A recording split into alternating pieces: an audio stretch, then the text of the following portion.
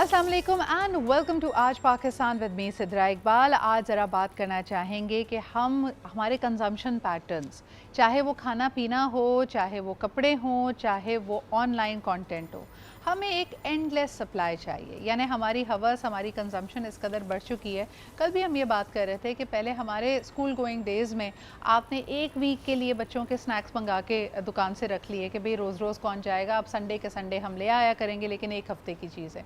अब हम वहाँ पे भी इतने लेज़ी हो गए हैं कि हम महीने भर का राशन यानी ज़ख़ीरा अंदोज़ी करते ही चले जाते हैं। कपड़े हैं तो हमारा हाथ नहीं रुक रहा, ऑनलाइन कोई और चीज़ है तो हाथ नहीं रुक रहा, खाने पीने को ऑर्डर करने पे आते हैं, जब तक क्रेडिट कार्ड आपका मैक्स नहीं हो जाता you just can not stop your self. चलें, ये तो वो चीज़ें हैं जिस पे एक्चुअली पैसा, टाइम, आपकी रिसोर्सेज खर्च होती हैं। दूसरी तरफ जहाँ पैसा नहीं लगता तो वक्त के ज़िया को, अपने IQ के कम होने को हम किसी खाते में नहीं ला रहे हैं। Doom scrolling has become the new pass time. लोग मूवीज़ नहीं देख रहे, नेटफ्लिक्स का सीज़न नहीं देख रहे, किताब नहीं पढ़ रहे, कोई गेम नहीं खेल रहे, they just want to continue doom scrolling. यानी 30-30 सेकंड की ऐसी रील्स जो ना आपके मालूमात में इजाफा कर रही है, ना आपको ज़्यादा समझदार बता रही है, ना कोई नया स्किल सिखा रही है, लेकिन एक ऐसे अंधे कुएं में आप चले जाते हैं जिसको आप रैबिट होल कहते हैं। जब एलिस इन द वंडरलैंड अगर किसी ने पढ़ी हो तो वो खरगोश के जब वो होल में गिरी थी तो बस गिरती ही जा रही थी, it was a free fall. That is exactly what a doom scroll is like. जब तक आपको नींद ना आ जाए, जब तक आपके आसाब बिल्कुल जवाब ना दे दें, आप बस स्क्रॉल करते रहें और फजूलियात देखते रहें। लेकिन सवाल फिर ये भी है कि वाई इज़ एवरीथिंग कंटेंट। आप क्या खा रहे हैं उसकी तस्वीर, आप कहाँ जा रहे हैं उसकी तस्वीर, आप सुबह उठे हैं तो अभी तक आपका जहन जागा नहीं है, लेकिन जो पहला ख्याल आया है उसको ऑनलाइन डालना बहुत ज़रूरी है। तो ये जो हाफ बेक्ड आइडियाज़ है, जो प्रेशर है कि कुछ ना कुछ तो डालना ज़रूरी है, ये हमें एक कंटेंट की रेस में लेके आ रहा है। आइए ज़रा उसको डिस्कस करते हैं। हमारे साथ आज मौजूद है, बड़े अरसे बाद हमारे साथ मौजूद हैं, मेंटल हेल्थ स्पेशलिस्ट भी हैं। हज़ारों लोग इनकी मुख्तलिफ वर्कशॉप से, इनके इल्म से, इनकी विजडम से मुस्तफ़ीद हो चुके हैं। हमारे साथ मौजूद हैं डॉक्टर इमरान यूसुफ। बहुत बहुत शुक्रिया इमरान भाई आपकी मौजूदगी का। आप ही के साथ तशरीफ़ रखती हैं यंग कंटेंट क्रिएटर रिदा तारिक। इनसे भी जानेंगे कि इनका एक्सपीरियंस क्या है और कब ये कंटेंट क्रिएटर एक बाकायदा एक टाइटल, एक डेजिग्नेशन बन चुकी है। इसका इंतखाब इन्होंने किया या कंटेंट क्रिएशन ने इनका इंतखाब किया, ये हम जानेंगे। बहुत शुक्रिया रिदा आपकी भी मौजूदगी का। इमरान भाई, व्हाई इज़ एवरीथिंग कंटेंट? बड़ा सवाल है, फलसफियाना सवाल है, लेकिन चलें आज सुबह सुबह इसको भी एक्सप्लोर करें। बेटा, इंसान जो है वो खैर और शर का मजमूआ है और कुल्ली इस्तिताअत रखता है कि वो चाहे मुकम्मल खैर पे चला जाए, चाहे मुकम्मल शर पे चला जाए। सही। फिर उस इंसान के ऊपर कुछ कानून लागू होते हैं जिसके अंदर उसको हलाल और हराम, जायज़ और नाजायज़ बताया जाता है और उसको रुकना बताया जाता है कि आपके पास ताकत है लेकिन इस्तेमाल नहीं हो सकता बेबहा, आपके पास दौलत है लेकिन आप जो है उसको नहीं उड़ा सकते, इसराफ़ नहीं कर सकते, किसी की तजलील नहीं कर सकते, है आपके पास लेकिन आप नहीं कर सकते, यानी कानून लागू होता है। फिर वो कानून दुनिया की भी कानून है और आखिरत का भी कानून है, जो भी आखिरत को मानते हैं। जब उसकी पकड़ इंसान के ऊपर इस तरह आ जाए कि जी मुझे कोई नहीं पकड़ेगा, तो फिर वो इसका ज़ाहिर इस्तेमाल करता है। दूसरी तरफ इंसान की कुछ जिबलतें हैं, लव, कनेक्शन, अप्रिसिएशन, अटेंशन, ये ज़रूरत है इंसान की। पैदा वो बच्चा अटेंशन मांगता है, ये उसकी ज़रूरत है। और मैं तो अभी, क्योंकि अब मैं अपनी लाइफ को उसमें एंजॉय कर रहा हूँ कि मेरा पोता 2 साल का है और मेरी नवासी 1 साल की है, वो जो अटेंशन मुझसे ले रहे हैं इस वक्त में, आई रियली एंजॉइंग दैट। लेकिन इमरान भाई, लेकिन वो क्यों कर रहे हैं ना, लेकिन एक तफरीक करते हैं ना। देखें, माँ बाप से बच्चे को अटेंशन चाहिए होती है, गिवन है। एक लवर है या एक स्पाउस है, पार्टनर है, उसको अपने पार्टनर की अटेंशन चाहिए, वो भी गिवन है। लेकिन अटेंशन एक या दो मायने खेज जो आपकी मीनिंगफुल रिलेशनशिप्स होती है वहाँ तो समझ आती है, लेकिन मैं ये ख्वाहिश करूँ कि हज़ारों, लाखों, करोड़ों लोग मेरे पुरस्कार हों, यानी अटेंशन और शोहरत के बीच का जो फ़र्क है वो क्यों ख़त्म हो गया? देखिए, आपने देख लिया ना कि जब हमारे जोश में आते हैं, शादी में जो खाना रात को 11 बजे पागलों की तरह खा रहा है लूट मार करके, या रोज़ा जिस तरह वो खोल रहे हैं 5 स्टार होटल के अंदर भी, उसको क्या ये मालूम उस वक्त है कि ये मेरे साथ क्या असर करेगा, ये खाना मेरे साथ क्या असर करेगा, ये क्वांटिटी मेरे साथ क्या असर, ये उसको मालूम है? नहीं।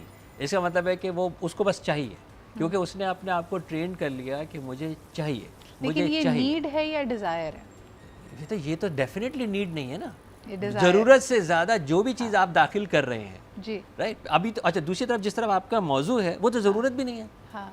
ये तो ज़रूरत भी नहीं, तो फिर ये क्या है ना, इंट्रिंसिक हमारे एक जज्बाती नीड से ये कहीं ना कहीं तवज्जो जुड़ चाहिए। गया है। तवज्जो चाहिए, और तवज्जो भी चलें, तवज्जो से ज़्यादा शोहरत चाहिए। इंसान शोहरत का भूखा क्यों है, ये बात मेरे ख्याल में हर कोई सवाल इस पे करता रहा है।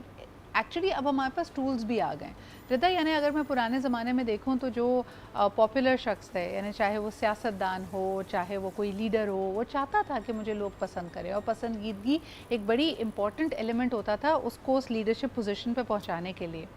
आज जो हर यंगस्टर एक्सेलेंस नहीं चाहता, वो अपने काम में महारत नहीं चाहता, बस वो चाहता है कि यार मुझे लोग जाने पहचाने, मैं एक कैफ़े में एंटर हूँ, सब लोग मुझे देखकर मुझे जानते हों, मेरी तरफ राग़िब हो जाएं। ये नीड कहाँ से आ रही है आपके ख़्याल में?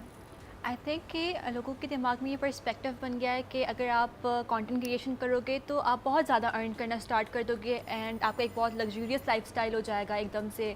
और जब आपको देखेंगे शोहरत तो आपको मिल ही रही है, एक नाम भी बन रहा है, साथ साथ आपको पैसा इतना ज़्यादा मिल रहा है, तो ये एक मिसकंसेप्शन है मेरे ख्याल से, क्योंकि एकदम से ये सब कुछ नहीं मिल जाता, इसके पीछे बहुत एफर्ट्स होती हैं, उसके बाद जाके ये मकाम मिल रहा होता है। अच्छा, और आप जब कंटेंट क्रिएशन में आई तो आप शोहरत के लिए आई, पैसे के लिए आई, ब्रांड डील्स के लिए आई, किस चीज़ ने, आपका नंबर वन रीज़न क्या था? मुझे बचपन से ही शौक़ था कि मैं यूट्यूब स्टार्ट करूं और मैं बहुत ज़्यादा फेम हासिल करूं। इवन तो मेरी मदर की बहुत ज़्यादा सपोर्ट है इस चीज़ में, लेकिन ये था कि जब मैं यूनिवर्सिटी में आई तो मुझे रियलाइज़ हुआ कि अब आई एम केपेबल इनफ कि मैं कंटेंट को हैंडल कर सकती हूँ और मैं ऑडियंस को भी नेगेटिव कमेंट्स को हैंडल कर सकती हूँ, तो फिर मैंने स्टेप इन किया। उससे पहले मैं इस चीज़ में नहीं थी। अच्छा निदा, ये एक रिदा लार्जर पिक्चर तो ये बड़ी क्लियर थी तुम्हें कि तुम यूट्यूब चैनल बनाना चाहती हो, तुम मशहूर होना चाहती हो, तुम नोन होना चाहती हो, लेकिन क्या कभी इस बात पे सोचा था कि नोन फॉर व्हाट? यानी तुम खाना पकाकर मशहूर होना चाहती हो, फैशन इन्फ्लुएंसर के तौर पर मशहूर होना चाहती हो, मेडिसिन पढ़ के बेहतरीन डॉक्टर बन के मशहूर होना चाहती हो, उस पर कुछ फोकस था? बेसिकली मेरा ये था कि स्टडीज़ अपनी जगह और कंटेंट क्रिएशन अपनी जगह, और मुझे जो फेमस होना था वो इसलिए होना था क्योंकि सब में लाइक मैं जो ड्रेसिंग करती थी, जो जिस तरह से अपने आप को कैरी करती थी, वो सब कॉम्प्लीमेंट करते थे, तो और कॉपी करने की कोशिश करते थे। आपको फील हो जाता है कि कौन आपको कॉपी करने की ट्राई कर रहा है, तो मुझे ये था कि अगर लोग इतना इंस्पायर हो रहे हैं एक चीज़ से, तो वाई नॉट कि मैं इस फील्ड में स्टेप इन कर जाऊँ। ऊपर से फिर मैं पब्लिक स्पीकिंग की फील्ड में ऑलरेडी थी स्कूल लाइफ से, तो मैंने डिफरेंट शोज़ किए हैं मैं ऑलरेडी, जिसमें मैं as a public speaker perform कर चुकी हूँ, और आज टीवी एज वेल। तो जब से मुझे ये था कि मैं कैमरास को फेस कर सकती हूँ, हर चीज़ कर सकती हूँ, तो let's step into this field. ठीक है, तो अभी कैमरा को फेस करती हो, पब्लिक स्पीकर भी हो, ड्रेसिंग से लोग इंस्पायर होते, किस किस्म का कंटेंट बनाना चाहती हो रिदा? फ़िलहाल मेरा कोई एज सच कंटेंट नहीं है, मैं बहुत पार्ट टाइम इन्फ्लुएंसर हूँ, बट मेरा ये है कि लाइफस्टाइल कंटेंट होता है, नॉट लाइक कि मैं क्या बना रही हूँ या क्या कर रही हूँ, ऐसा कुछ भी नहीं होता। Like get ready with me हो जाता है जिस तरीके से, फॉर एग्जांपल, या यूनिवर्सिटी लाइफ मैंने बहुत अपनी दिखाई है अपने कंटेंट में। उसके अलावा टीनेज गर्ल्स जो कि स्टेप इन करती हैं यूनिवर्सिटी के अंदर, उनको क्या डिफ़िकल्टीज़ फेस करनी पड़ रही होती हैं, तो that is all about my content. Rida, कभी अजीब सा लगता है तुम किसी महफिल में जाओ या कॉलेज जाओ और तुम्हें जैसे इर्द गिर्द के लोग जैसे आपको कॉन्शियस करते हैं ना कि अब तुम, जैसे स्टूडियो में मैं नोटिस कर रही थी, you wanted to take a clip, obviously तुम अपने वीलॉग में उसको डालोगी, लेकिन कभी अजीब सा लगता है कि आप जहाँ हो वहाँ मौजूद नहीं हो, आप अपनी दुनिया में हो और आपको हर चीज़ एक प्रेशर के साथ देखनी पड़ी कि यार जो मैं यहाँ बैठी हूँ ना और जो मेरा एक्सपीरियंस है इसको मुझे थोड़ा सा कैप्चर भी करना है, इसका प्रेशर कभी फील होता है?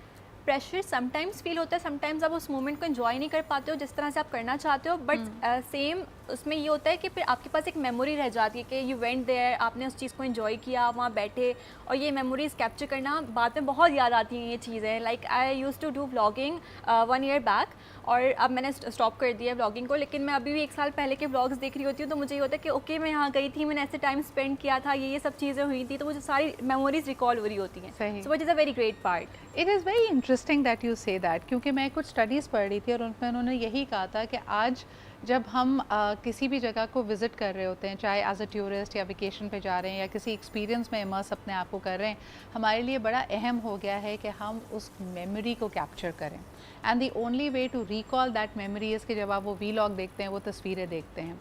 लेकिन अगर आप एक जनरेशन पहले चले जाएँ, हो सकता है लोगों के पास दिखाने के लिए कुछ ना हो, दे आर प्रॉबली एक 12 तस्वीरों वाला एक सिंगल रोल था कैमरे का और एक बड़ी ज़बरदस्त ट्रिप की सिर्फ मेमोरी वो 12 तस्वीरें हैं, लेकिन उनकी मेमोरी ज़्यादा रिच होती थी। इसकी वजह ये थी कि उनका जहन और वो फुली वहाँ पे प्रेजेंट होते, वहाँ जो गुफ्तगू हो रही थी, जिस किस्म के रंग उन्होंने देखे, जिस किस्म के जायके उन्होंने चखे, थे वो सब उनके अंदर एक कहीं ना कहीं स्टोर हो रहा होता था। आज हम इतने लेज़ी होते जा रहे हैं, ये बिल्कुल वैसा ही है जैसे पहले आपको अपने घर का फ़ोन नंबर या 3-4 फ़ोन नंबर, अपनी नानी के घर का नंबर, पप्पो के घर का नंबर याद होता था। आज आप रिलाई करते हैं अपने फ़ोन पे। यही हाल आपकी मेमोरीज़ का भी हो गया। If it is not captured, if it is not there as a video और अ फोटोग्राफ, तो पता नहीं वो हुआ भी था या नहीं। That is what is happening to us. एक छोटा सा ब्रेक लेते हैं, will come back and discuss this a little bit more. Welcome back after the break. अच्छा जी, आप देख रहे हैं आज पाकिस्तान। बात हम कर रहे हैं कि why content creation has become all the rave. थोड़ी देर पहले रिदा हमसे शेयर कर रही थी कि उनका एम्बिशन हमेशा से था और उनको लगा कि बिकॉज़ लोग आपको फॉलो करते हैं and I have a certain gift, तो मैं क्यों ना उसको कंटेंट क्रिएशन के ज़रिए, इन्फ्लुएंसिंग के ज़रिए दूसरों तक पहुँचाऊँ। इमरान भाई, जब आप बात सुन रहे थे and Rida being a young person, I am sure कि she represents a number of young people जिनका इसी तरह का माइंड सेट होता है।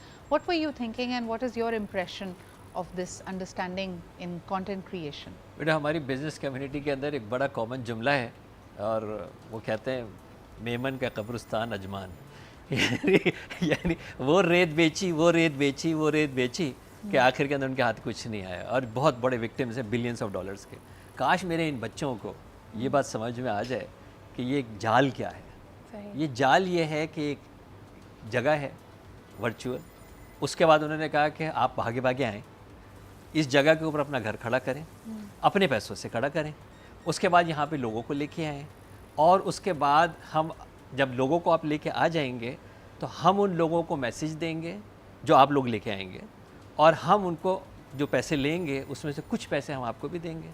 थोड़ी देर के बाद जब आपका ये घर थोड़ा सा बड़ा हो जाएगा, 1-2 लाख फॉलोअर्स का हो जाएगा, उसके बाद हम आप लोगों को बुलाएंगे लेकिन हम उन लोगों तक आपका पैगाम नहीं पहुंचाएंगे। उसके लिए हम आपसे फिर कुछ पैसे मांगेंगे, आप हमें पैसे देंगे तो हम उनको यहाँ पे आने देंगे, वरना हम उनको यहाँ पे आने भी नहीं देंगे। और ये जो सब कुछ हो रहा है, इसका जो डेटा हम कलेक्ट कर रहे हैं वो भी हम किसी को वो भी हम बेचेंगे ना, वो तो हम लाफे बेचेंगे क्योंकि हमें तो ये अपनी जगह आबाद करनी है ना। तो आप इसी तरह आप फिर हम क्या करेंगे, आपको ऊपर तक लेके जाएंगे और उसके बाद एक दिन हम आपको बिल्कुल साइलेंट कर देंगे, आप परेशान हो जाएंगे। या फिर अगर आप बहुत ज़्यादा और कोशिश करेंगे तो हम आपका चैनल ही बंद कर देंगे।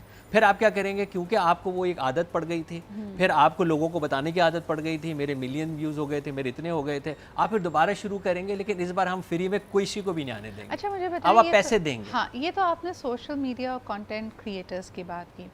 इमरान भाई, हमारा इतना तजुर्बा है पाकिस्तान में, अब हम देखते हैं कि प्राइवेट मीडिया को आए हुए भी कहीं 15, कहीं 20-25 साल हो चुके हैं नए चैनल्स को, and they've done a great job. और इन नए नेटवर्क्स ने बहुत सारे मशहूर नाम, सितारे पाकिस्तान को दिए। इससे हमें क्या पता चलता है? देखिए, कोई भी शख्स हमेशा के लिए नहीं आता, चढ़ते सूरज के सब पुजारी होते हैं। थोड़े अरसे के लिए आप फेम की, शोहरत की बुलंदियों पे होंगे, आपका फ्लेवर, आपका अंदाज़ नया होगा तो सब आपकी तरफ राग़िब होंगे। सिर्फ टेलीविज़न के कुछ स्टार्स को ही अगर हम बेस लाइन बनाकर चलते हैं कि शोहरत फ़ानी है, थोड़े अरसे बाद ख़त्म हो जाएगी, क्या इम्पैक्ट आपने देखा है कि जब किसी के पास प्लेटफॉर्म नहीं होता? मिसाल के तौर पर कोई मॉर्निंग शो करता था, अब वो मॉर्निंग शो नहीं करते। चाहे कोई रमज़ान शो के ट्रांसमिशन का बानी था, अब वो नहीं करता। उसके बाद क्या होता है? क्योंकि क्वांटिटी की दौड़ लगी ना। आप ये कह रहे हैं नहीं, उस शख्स के साथ क्या होता है? वो तो जाहिर है जो साबका हुआ है उससे हमसे ज़्यादा कौन जानता होगा। जो हमारे मेंटल हेल्थ के सेंटर में साबका जो हो गए, अब वो साबका चाहे वो ब्यूरोक्रेट हो, फौजी हो, सियासतदान हो, आर्टिस्ट हो, या वही मतलब वो यूट्यूबर साबका हो गया हो जिसके 2 मिलियन के बाद अब उसका कोई व्यू जो है वो नहीं आ रहा और वो जो है वो, इसको हम साबका कहते हैं ना। ये तो वो तो बड़ा पास्ट है आपका। हाँ, वो मतलब काबिल रहम किस्म के जो है वो लोग हैं। लेकिन आज भी अगर आपकी बात के ऊपर मैं एहतरामन ये बात आपसे ज़रूर कहूँगा, आज भी आप मेहदी हसन का गाना लगा लें भाई, आज भी आप पीटीवी का पुराना ड्रामा को उठा लीजिए, आज भी आप तन्हाइयाँ लगा लीजिए, आज भी उसकी फॉलोशिप, उसके व्यूअर इतने ही आपको जो है वो मिल जाएंगे। वो क्यों लास्ट कर गए? नहीं, लेकिन उसको डिबेट करते हैं लोग। उस वक्त कहते हैं कि वो फर्स्ट मूवर्स एडवांटेज, जैसे हम कहते हैं ना, बचपन में आपने सिर्फ अगर पोल्का आइसक्रीम खाई थी तो वो बेहतरीन आइसक्रीम थी दुनिया की, क्योंकि आपका एक्सपोजर कम था, आपने कुछ और देखा नहीं। क्या ये वजह है कि ये चीज़ें क्लासिक्स बनी क्योंकि ये हमारे लिए फर्स्ट मूवर्स एडवांटेज था, हमें पसंद आया, हमारी मेमोरी का, हमारी हिस्ट्री का हिस्सा बनी, या ये वाकई ज़बरदस्त चीज़ें थी? ऑफकोर्स वक्त के साथ साथ हम कह रहे हैं कि कई फ़नून भी उसमें उस किस्म की महारत लोगों की नहीं रही, उतना रियाज लोग नहीं करते, उतना क्रिएटिव प्रोसेस की तरफ नहीं जाते। So we will come to that. एक कॉलर हमारे साथ है, उनकी बात सुन लेते हैं। हेलो, अस्सलाम वालेकुम। वालेकुम अस्सलाम। A fresh good morning Sidra Iqbal. A very good morning to you याया। कैसे हैं आप और क्या कहेंगे? पहले तो मैं सबसे पहले डॉक्टर इमरान को सलाम करूँ, दोनों मेहमानों को सलाम, लेकिन सबसे पहले मेरी नजर इनकी शर्ट पे जाती है, बड़ी कस्टमाइज होती है, बड़ी इनकी अपनी इस तरह होती है वो, तो सबसे ये बात। और दूसरी देखें बात पता है कि सिद्धार्थ भाई आप पहले भी माशाल्लाह अभी भी आपने प्रोग्राम एक दो इस तरह के किए हैं, लेकिन मेरी नजर में बात है कि जो जमाना एंड ट्रेंड चेंज होते रहते हैं। अब मैंने जो फील किया, जैसे मैं अपना FM भी सुनता हूँ, रेडियो भी सुनता हूँ, सारे TV भी देखता हूँ, एक्चुअली हर स्लॉट के लिए हर एक चीज कंटेंट होना चाहिए। ठीक है, कुछ स्लॉट जो मुझे अब कंटेंट नहीं पसंद, आपको भी नहीं पसंद होगा, जो हमारे स्टैंडर्ड के मुताबिक या हमारे मॉरल्स के मुताबिक नहीं होता, वो हम नहीं देखते। लेकिन प्रॉब्लम ये होगी जो अब कंटेंट आ रहा है ना, वो कोई मादर पिदार आजाद कंटेंट है। ठीक है, वो हम लोग को इरिटेट इसलिए करता है कि हमने एक पैरामीटर सेट किए हुए, एक मॉर्निंग सेट की हुई है, वो उसके अगेंस्ट जा रहा है। लेकिन जो हमारी जनरेशन नहीं है ना, वो उनको पसंद ही है, ये वो यही लाइक करते हैं। और आपने एक बात की ना, जैसे शोहरत की दुनिया बहुत पहले तो थोड़ी लंबी शोहरत चल जाती थी, अब तो बड़ी मुख्तसर हो गई, इतनी तेजी से फ्रीक्वेंटली चेंजेस आते हैं, लोग भूल जाते हैं। लेकिन जो सस्टेनेबल लोग होते हैं, जैसे आप हैं, प्रोग्राम कर रही हैं, एक शख्सियत है, इमरान भाई बेटे एक शख्सियत है, इनको लोग याद रखते हैं। तो आपको ऐसे काम करके जाना चाहिए, जो कंटेंट ऐसे स्ट्रांग बना के जाना चाहिए कि आपको लोग याद करें, ना कि या के वक्त के साथ आपको लोग भूल जाएं। अच्छा, अनफॉर्चुनेटली बहुत शुक्रिया याया, बड़ी अच्छी बात आपने कही है, लेकिन रिदा जितना कंटेंट आजकल बनाया जा रहा है वो सब टाइम बाउंड है। यानी मिसाल के तौर पे अगर तुम किसी प्रोडक्ट की लॉन्च पे गई और तुम्हें इंगेज भी किया गया एज अ इन्फ्लुएंसर, वो बस उस शाम की बात है कि आपने बस लोगों तक ये खबर पहुंचानी है कि ये नया बुटीक खुल गया है या नया प्रोडक्ट मार्केट में आ गया है। लेकिन इज़ इट लॉन्ग लास्टिंग? आपको लगता है कि 10 साल के बाद लोग पलट के दोबारा उस इवेंट को, उस रील को, जो भी आपने बनाया उसको देखना चाहेंगे? बिल्कुल भी नहीं, नो। मार्केटिंग को बार बार रिन्यू करना होता है, और वो चीज़ एक जो हो गई वो हो गई, उसके बाद आपको हर महीने हर हफ्ते न्यू कैंपेन्स लॉन्च करनी होती है। तो जो पिछली कैंपेन हो गई उसका कोई फ़ायदा नहीं है, उसका कोई फ़ायदा नहीं। तो यानी एक तरह से हम रद्दी बना रहे हैं, आज तो ये अखबार है, कल ये रद्दी है, इसका कोई फ़ायदा नहीं है। और ये जानते हुए प्रेशर फील करती हो कभी कि मिसाल के तौर पे अगर तुमने एक स्केड्यूल बनाया है कि मुझे हफ्ते में 4 दफ़ा पोस्ट करना है, कभी तो फटीग आती होगी ना रिदा कि आज मैंने अभी ये सारी बातें कर ली, आज किस चीज़ पे रील बनाऊं, मुझे समझ नहीं आ रहा। अच्छा, एज आई मेंशन कि मैं बहुत पार्ट टाइम रखती हूँ इस चीज़ को, मैंने बहुत ज़्यादा इन नहीं कर लिया है कि बस क्रेज़ी हो जाऊँ और कंटेंट पोस्ट करती रहूँ हर वक्त, ऐसा कुछ भी नहीं है। मैं बहुत इनकन्सिस्टेंट रहती हूँ और मैं अपनी पढ़ाई को बहुत प्रायोरिटाइज़ करती हूँ, क्योंकि मेरा एक ही चीज़ है कि पढ़ाई अपनी जगह है, चाहे आप कुछ भी कर लो, और कंटेंट अपनी जगह है। Content is my passion, my ambition, और जो मैं पढ़ रही हूँ उसकी एक अलग मैं पूरा करियर बनाऊंगी उसके थ्रू। तो कंटेंट एक पार्ट टाइम चीज़ है मेरे लिए। तुम किस करियर में जाना चाहती हो, क्या बनना चाहती हो? मैं मार्केटिंग में बहुत अच्छी हूँ, मैंने अभी ग्रेजुएट किया इन BBA इन फरवरी, तो मैं अभी परस्यू करी हूँ उसी चीज़ को। अभी मैंने MBA कंटिन्यू करना है, उसके बाद उसी फील्ड में मैंने आगे जाना है। ठीक है। इमरान भाई मुझे बताएं कि कई दफ़ा यंगस्टर्स जब कंटेंट बना रहे होते हैं, एक ज़िंदगी के ख़ास फेज़ में होते हैं। आप यूनिवर्सिटी में देखिए बच्चे लावाली होते हैं, ह्यूमर भी बड़ा, आपकी मिज़ाज भी बड़ा फ़र्क किस्म का होता है, आपको स्लैपस्टिक कॉमेडी पसंद आ रही होती है बिकॉज यू इमैच्योर। तो ये लोग जो इस वक्त कंटेंट बना रहे हैं, which unfortunately is becoming their digital footprint, जब आगे जाके लीडरशिप पोजीशंस पे जाएंगे, मैच्योर होंगे, उनके अपने बच्चे होंगे, ज़िंदगी के दूसरे मरहलों में जाएंगे, तो अपना ही कंटेंट हॉन्ट तो नहीं करेगा?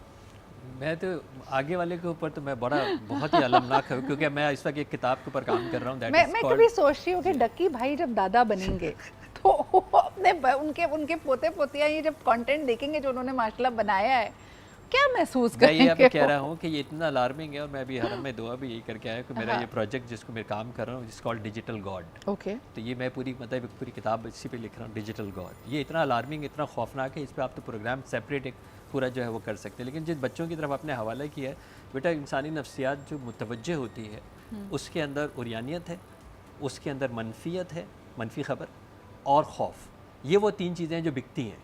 बिल्कुल। अच्छा, अब ये भी वही सर्च करते हैं क्या बिकता है, SEO से यही बिकता है। ऑब्वियसली उसी के पीछे लगते हैं क्योंकि इनको दिखाना है, इनको बताना है। वो ओवर सोल्ड हो गया, यानी वो इतना ओवर सोल्ड हो गया कि वो यानी कि कुछ बचा ही नहीं है। खौफ आपने इतना ओवर सोल्ड कर लिया। अब अभी अल्टीमेटली वही जगह आएगी कि वो लोग, अब आप देख लीजिए, जो सारा खाना रखते हैं वो खाना नहीं खा सकते क्योंकि उनको डायबिटीज़ हो गई है, उनको हार्ट का इशू हो गया है, उनको कार्बोहाइड्रेट्स बंद कर दिया है, उनका कोलेस्ट्रॉल बढ़ गया है, उनका क्रिएटिन बढ़ गया है। अब ये सामने खाना रखा हुआ है लेकिन हजम नहीं कर सकते, और खाएंगे तो बदहजमी हो जाएगी। यही हो गया, इतना कंटेंट सामने डाके दादी उसने कह रही है।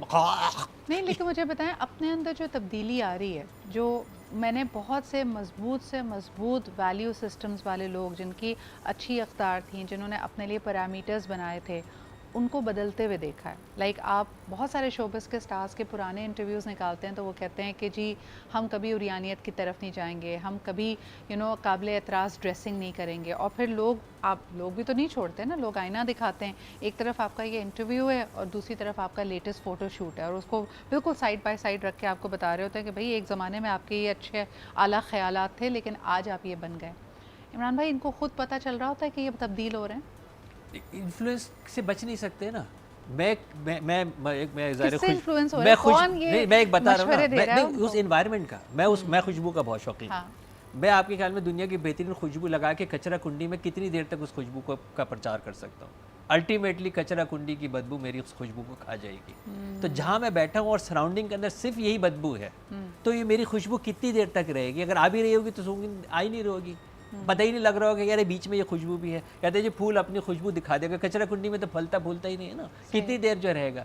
ये कचरा कुंडी हो गया है, लिटरली ये कचरा कुंडी हो गया है। हलाल हराम की तमीज़, जायज़ और नाजायज़ की तमीज़, बाउंड्री लाइंस, और इसमें सब मुलव्वस हैं, बड़े ऊपर से लेके नीचे और तक। एक्सट्रीम की बात नहीं कर रहे, अगर हम सिर्फ जायज़ नाजायज़ हलाल हराम को छोड़कर भी, यानी जो चीज़ काबिल एतराज़ होनी चाहिए हम उसको इतनी फरावानी से, इतनी आसानी से कह गुजरते हैं कि जैसे कोई बात ही नहीं है। यानी इस पर आपको और मुझे तो बुरा मानना ही नहीं चाहिए, और अगर आप बुरा मानते हैं तो फिर आप दकियानूसी करार पाएंगे। एक छोटा सा ब्रेक लेते हैं, वापस आके इसी बात पे बात करेंगे कि ये जो वैल्यूज़ हैं कि क्या चीज़ चलनी चाहिए क्या नहीं चलनी चाहिए, इसको कौन डिक्टेट कर रहा है, और जो बड़े कंटेंट क्रिएटर्स हैं क्या इसका प्रेशर फील कर रहे हैं कि अगर वो यंगस्टर्स की तरह ऊट पटांग हरकतें नहीं करेंगे, उस मैदान में नहीं कूदेंगे, तो कहीं वो बहुत पीछे तो नहीं रह जाएंगे। Will talk about that right after a short break.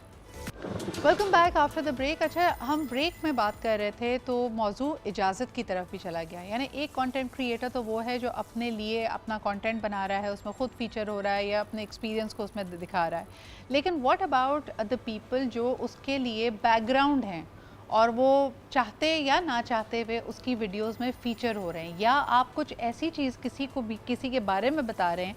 जैसे अगर आप आज से 20-25 साल पहले चले जाएं, शायद जेनजी को तो इस बात की रिकलेक्शन नहीं होगी, हम भी बच्चे थे, लेकिन हमारी मेमोरीज़ में है कि Lady Diana was actually caught because into an accident because of paparazzi, जो उनकी इजाज़त के बगैर उनका एक ग्लिम्स, एक तस्वीर लेना चाहती थी विद हर एलिज्ड बॉयफ्रेंड। तो उनका पीछा करते करते यानी इस हद तक बात गई कि उनकी गाड़ी का एक्सीडेंट हो गया। अभी हाल ही में हमने ये सिनेरियो दोबारा देखा है जब पाकिस्तान में होने वाली, इस्लामाबाद में होने वाली जो ईरान और यूएस के मुज़ाकरात हैं उसको कवर करती हुई कई जो हमारी जर्नलिस्ट हैं उनकी ऐसी तस्वीरें ली गई जो उनकी इजाज़त के बगैर थी, अनफ्लैटरिंग एंगल्स में थी। इसके ऊपर हम क्या सोचते हैं, लेकिन वो हर जगह वायरल तो हो गई, बनाने वालों ने उससे व्यूज़ भी ले लिए, कमेंट्स भी ले लिए, अपनी इंगेजमेंट भी ले ली। इमरान भाई, इस पे आप क्या कहते हैं कि इजाज़त के बगैर कोई अनफ्लैटरिंग चीज़ें ही होती हैं ना, किसी का गिरना, किसी से बात करना, किसी का गलत एंगल से कोई नज़दीकी कवर कर लेना, इस सब के बारे में क्या कहेंगे? ये कंटेंट बन गया ये। बेटा पैगाम मदीना सुन लो। साहिब कुरान कहते हैं कि किसी के घर जाओ और 3 बार आवाज़ दो, क्योंकि दरवाजे ऐसे नहीं थे कि बेल सिस्टम होगा और नॉकिंग सिस्टम होगा, और अगर अंदर से इजाज़त ना मिले तो वापस चले आओ और दिल में बदगुमानी ना रखो। हो सकता है कि वो इस कैफियत में हो कि आपसे मुलाकात ना कर सकें, या सुना ना हो या कोई भी ऐसा ही है ना। नहीं, अगर सुन भी लिया है, आपको ये भी पता है कि आवाज़, देखिए सर, कोई कैफियत हो सकती है ना घर के अंदर, अगर मैं एक ऐसी कैफियत में हूँ जिससे मैं मुलाकात नहीं कर सकता, मैं सामने नहीं आ सकता, मैं अपने बच्चों के सामने बनियान पहन के तो नहीं आ सकता ना, तो जाहिर है मैं यही कहूँगा ना, मतलब जवाब नहीं दूंगा बात उसके ऊपर। तो वो कह रहे हैं कि बदगुमानी ना रखो, क्या पता वो इस कैफियत में हो कि आपसे ना मिल सकते हो उस वक्त के ऊपर, उस वक्त जो है मुलाकात ना। और इतनी रिवायतें हैं मौजूद कि किस तरह जो है वो साहबा किराम की ज़िंदगी रही है। ये तो इतनी बड़ी क्लियर गाइडलाइन है, ये कहाँ पे आपको एक इजाज़त हो सकती है, किसी की भी कमीज़ ऊपर नीचे हो सकती है, मैं किसी भी हालत में बैठा हो सकता हूँ, मैं हो सकता है मुझे कहीं कुछ ऐसा हो रहा हो, कुछ तकाजा हो रहा हो, और उसके अंदर आप तस्वीर बना के आप ये देखें, ऐसे ही है ना इमरान भाई, यहाँ तक देखें कि कोई खुदा ना खास्ता हमारे यहाँ एक्सीडेंट हो जाता है, उस हादसे में भी लोग उसकी मदद करने से पहले उसकी तस्वीर ले रहे होते हैं। अब आपका तो कोई इख्तियार नहीं है ना, आप बेहोश हो सकते हैं, आपकी कमीज़ ऊपर नीचे हो सकती है, जैसे आपने कहा हादसा है, लेकिन वहाँ पे भी लोग उसको कंटेंट बना लेते हैं। रिदा, ये सवाल मैं तुमसे भी करना चाहूँगी बतौर ख़ातून के, हमारे यहाँ ये डिबेट, इसके नीचे मैंने ऐसी चीज़ों के नीचे डिबेट बाकायदा कमेंट्स में होती हुई देखी, लोगों ने कहा नहीं जी अगर पब्लिक फिगर हैं तो फिर तो पब्लिक प्रॉपर्टी है। इसके ऊपर तुम क्या कहती हो कि यानी अगर कोई पब्लिक फेसिंग पर्सन है, चाहे वो एक्टर हो, सिंगर हो, कोई और सेलिब्रिटी हो, अगर वो घर से बाहर है अपनी चारदीवारी के बाद, तो क्या उसकी किसी भी तरह की तस्वीर किसी भी तरह पे उस पर इम्पोज करके कि जी हमारे साथ तस्वीर लें, ये सब जायज़ है? नहीं, बिल्कुल भी नहीं। बहुत ज़्यादा प्रेशर आ जाता है इस चीज़ से, और आई डोंट थिंक सो ऐसा होना चाहिए। और साथ ही साथ मैं इन आप लोग की जो बात हुई थी उसमें ऐड ऑन करना चाहूँगी कि देखिए, जब एक तो जनरेशन का हम लोग जेन ज़ी हैं, आप लोग मिलेनियल्स हैं, तो आप लोग टीवी चैनल्स देखते हो, वहाँ पे मैंने खुद लाइव देखा है और मैं खुद भी रही हूँ। जब हम कोई भी न्यूज़ एंकर आता है और वो हमसे कोई सवाल कर रहा होता है, बैकग्राउंड में आवाम चल रही होती है। फॉर एग्जांपल मैं सी साइड पे थी, वहाँ पे मेरा इंटरव्यू लिया गया, पीछे फैमिलीज चल रही हैं, तो उस वक्त भी तो उन फैमिलीज़ को प्रॉब्लम नहीं होती उस चीज़ से, उनको पता है कि कैमरा ऑन हुआ हुआ है। तो फिर जब ब्लॉगर्स ऑन करते हैं तो फिर ये बात क्यों आ जाती है? फॉर एग्जांपल कि हम अगर ड्रामास की बात कर लें, स्ट्रीट्स पे शूट हो रहे होते हैं, डिफरेंट जगह रेस्टोरेंट्स में शूट हो रहे होते हैं, वहाँ भी तो आवाम होती है। देखो नंबर 1 2-3 चीज़ें हैं। आप हमेशा देखो रेस्टोरेंट या पब्लिक स्पेसेस की आपको इजाज़त लेनी पड़ती है। अगर आप मुस्तनद इदारा हैं तो आप NOC लेते हैं। वो NOC आपकी कहीं ना कहीं से दलील बनती है कि आपको एक स्पेसिफिक टाइम के लिए वहाँ पे शूट करने की इजाज़त दी जा रही है। अब जो नए कंटेंट क्रिएटर्स हैं उनको भी, आप अगर आज रेलवे पाकिस्तान या कैंट स्टेशन पर चली जाएंगी, आप ऐसे अपना कैमरा ऑन करके कंटेंट नहीं बना सकती, आपको परमिशन लेनी पड़ेगी। परमिशन में ये बात वाज़ेह होती है कि वहाँ पे रहने वाला या वहाँ से गुजरने वाला कोई और सारिफ या कोई और फैमिली को आप डिस्टर्ब नहीं करेंगे, और अगर उनको इस बात पे एतराज़ होगा तो आप वो कंटेंट नहीं ले सकते। देखिए ब्लर होना, किसी जगह पे न्यूज़ चैनल का वहाँ पे मौजूद होना, किसी रिपोर्टर का मौजूद होना, इसमें और कंटेंट क्रिएशन में बहुत फ़र्क है। आप ख़ुद ब्लूपर्स देख लें।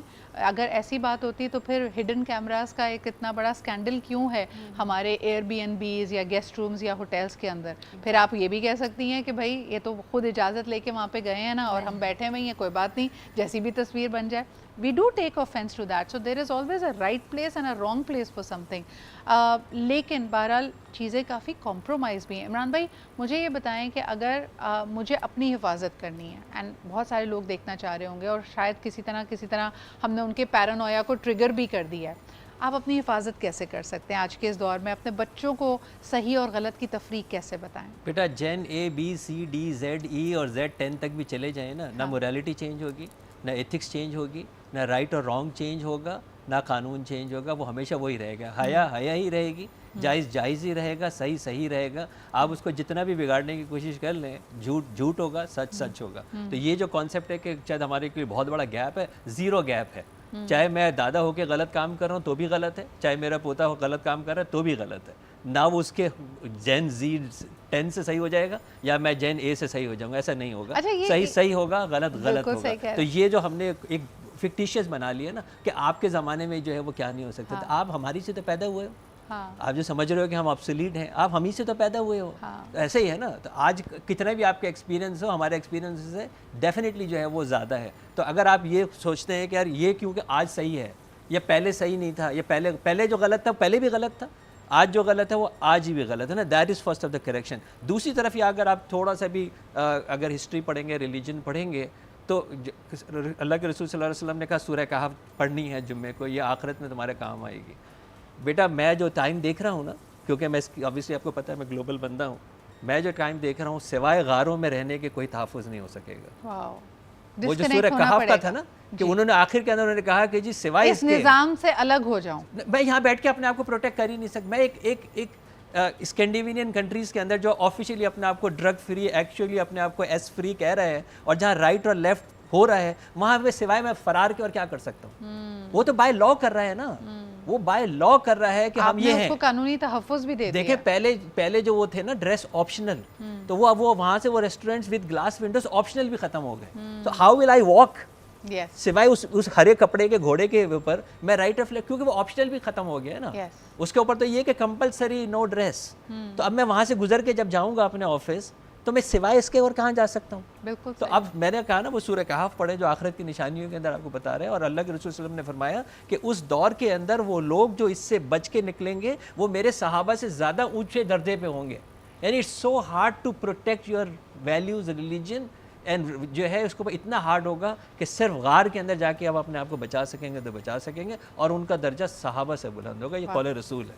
तो यानी आप कहीं ना कहीं ये एक आपका टेस्ट भी है, आपकी स्ट्रगल भी है। 4 फितने जिस तरह आप आजमाए जाते हैं, एक जो निज़ाम है उस वक्त का, पैसे से, नॉलेज से और पेशेंस से, ये सब आपको नज़र आता है सूरह कहफ में। Thank you so much Imran भाई फॉर ब्रिंगिंग दैट अप। इसके अलावा जी कंटेंट हर चीज़ बन चुकी है, लेकिन कंटेंट क्या असर कर रहा है आपके जहन पे, आपकी अक़दार पे, आपकी शख्सियत पे, इसके बारे में कभी ना कभी थोड़ा सा वक्त निकाल के सोचिए ज़रूर। मुझे इजाज़त दीजिए, इंशाल्लाह ताला फिर मुलाकात होगी। खुदा हाफ़िज़।